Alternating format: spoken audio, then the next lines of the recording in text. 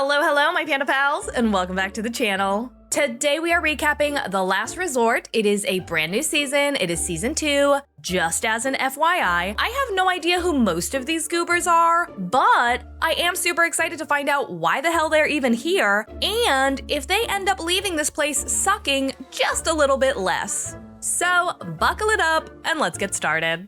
The couple start arriving one by one to the desert oasis that will either make or break their relationships. We got Gino and Jasmine.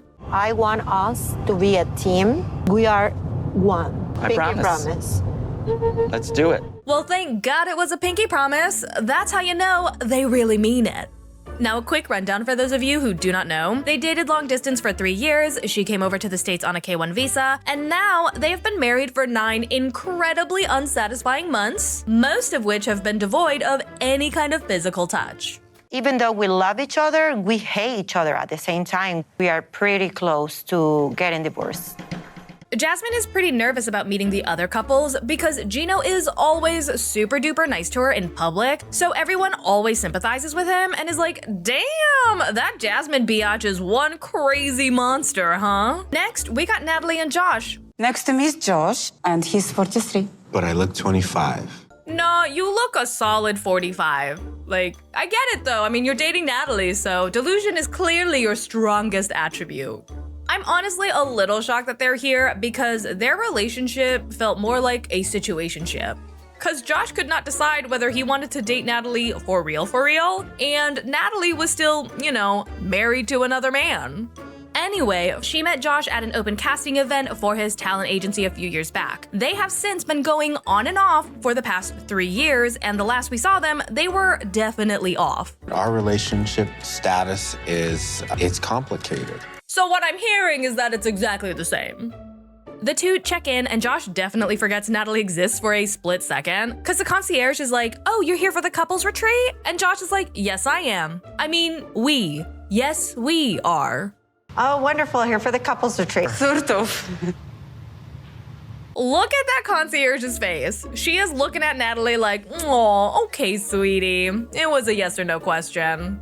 So remember how I said that the last time we saw them, they were definitely broken up? Well, they ended up reconnecting because a while back, Josh's son actually got into a huge car accident, and that car accident ended up claiming his son's friend's life, as well as one of his son's legs. And so it was a super dark time for Josh, and Natalie was there to support him and help him get through that. And now they've been dating for the past month. The concierge then asks them if it's their first time at the resort, and Josh is like, no, it's not. I've been here before, actually. With who?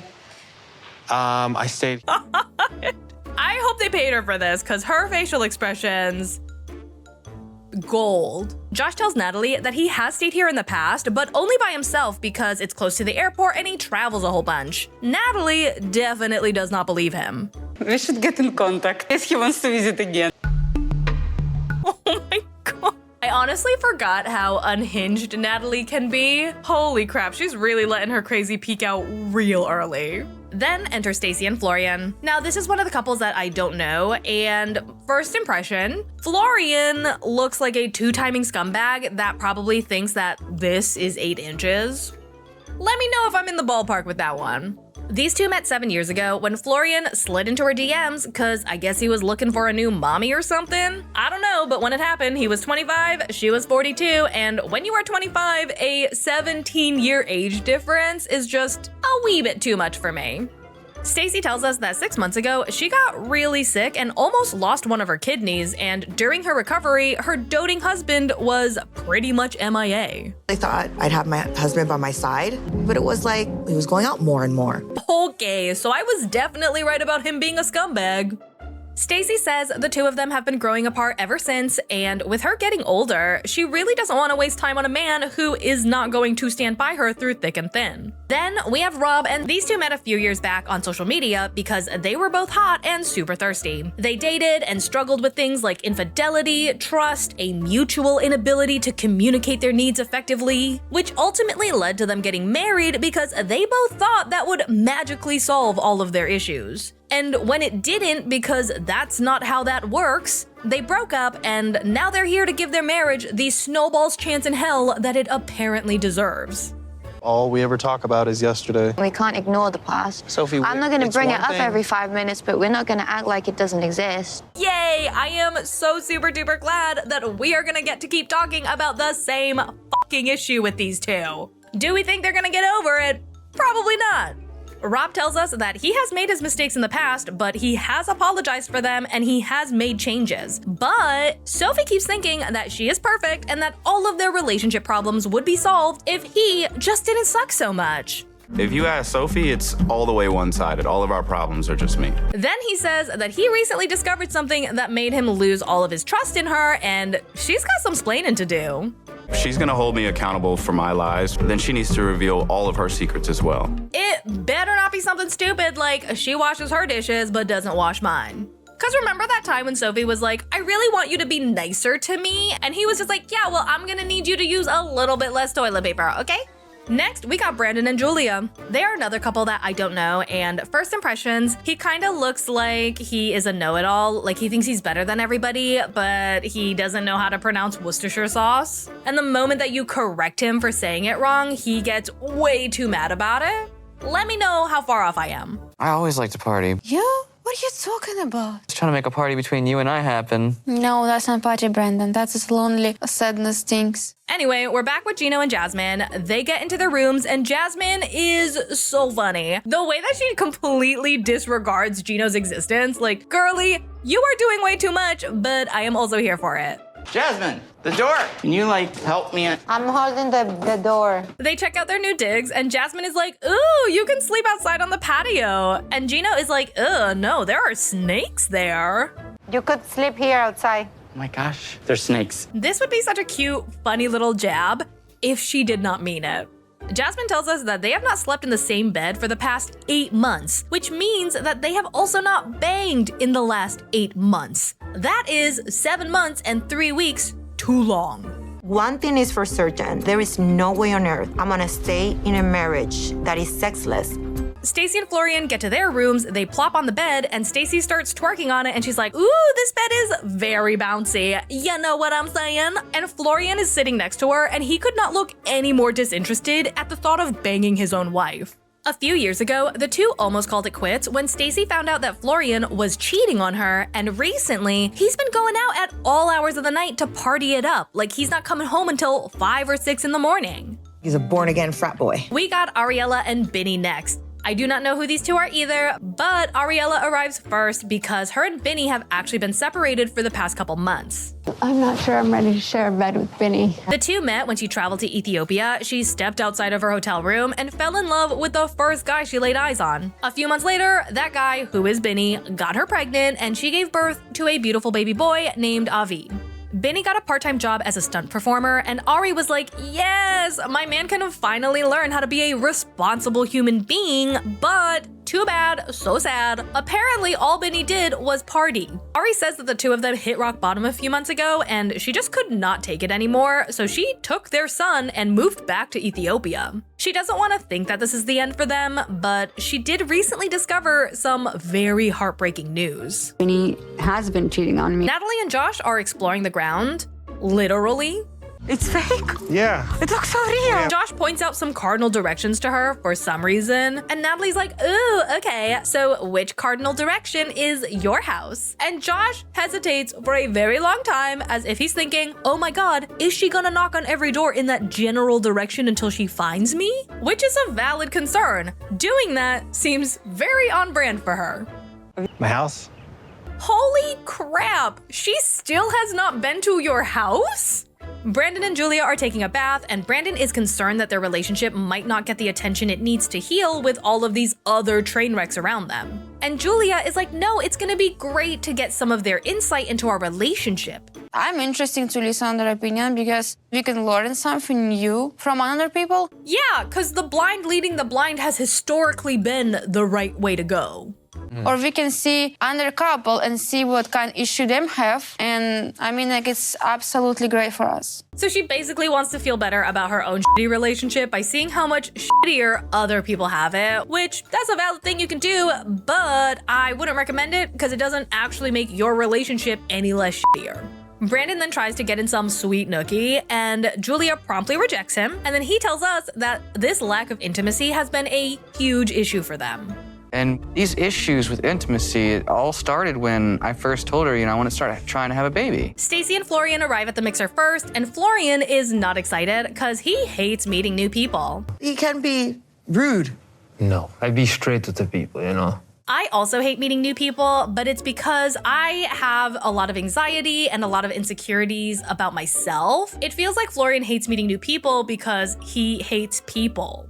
Julia and Brandon come in next, and Julia is way too excited to see Stacy, considering they've never met. And Florian is like, oh my god, can somebody please gag this girl? Her voice is like, somebody talk, somebody annoying. She's very spunky. Very annoying. Natalie and Josh come in next, and Julia is not excited because she hates Natalie. She thinks Natalie married Mike for all of the wrong reasons, aka just to get her green card, and she says that she gives Eastern European women a bad name. Straight shootin', definitely not rude Florian decides to be a little bitch and start some shit. So now it's awkward as hell, and Julia pulls Natalie aside so that she can have a little one-on-one with her to try and let bygones be bygones. Natalie, well, she ain't having none of that. Oh my god, I was not expecting that at all. Holy shit, that was so mean. Julia is like, why the fuck did I even try to make peace with this psycho? But she does suck it up because she's not here to be the biggest bitch in the world. She's here to be the best version of herself. And she's like, oh, you pulled me aside to apologize. Ugh, my bad. And then the two girls hug it out and they start gabbing like they're the best of friends. Jasmine and Gino walk in next, and Julia is so excited because the two ladies know each other via social media. She looked like a porn star in a good way.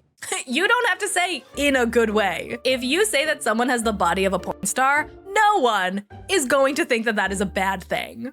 What do you think of Jasmine's body? Expensive. That was a good answer. Good job, Brandon. Jasmine loves Julia right back because she says Julia is funny and vivacious and full of life, and Brandon is not. Brandon has the personality of a fart. I hate that now I know exactly what Brandon's personality is gonna be like. Bland, boring Jessica. If she was a spice, she'd be flour. If she were a book, she'd be 2 books. Rob and Sophie finally make their entrance, and you can immediately feel a shift in the room because she is curvy, she is caked up, and came with a full beat on her face. I think Sophie wants to be sexy. Is she sexy? I think you know better. Get out of here, girl. She is sexy with a capital S.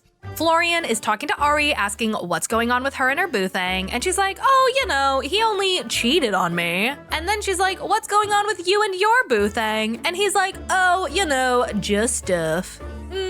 Do you mean infidelity too? This whole interaction is kind of painful to watch because it feels like Florian only started up this conversation with Ari because he wanted to hear himself talk. Because whenever Ari is answering him or trying to say more than 5 words, you can see Florian trying to find a place where he can interrupt her and keep talking. And when he's done saying whatever he wanted to say, you realize he didn't actually say anything. Benny finally arrives at the resort and he gives everybody a bro handshake. Hey, I'm not your buddy. And then he goes on to give her this super awkward hug after she begs him for one. People go off into their separate little groups to gab, and one group is Gino and Jasmine and Sophie and Rob. And Jasmine is like, I can't really get a pulse on Natalie and Josh. And Sophie spills a little bit of tea.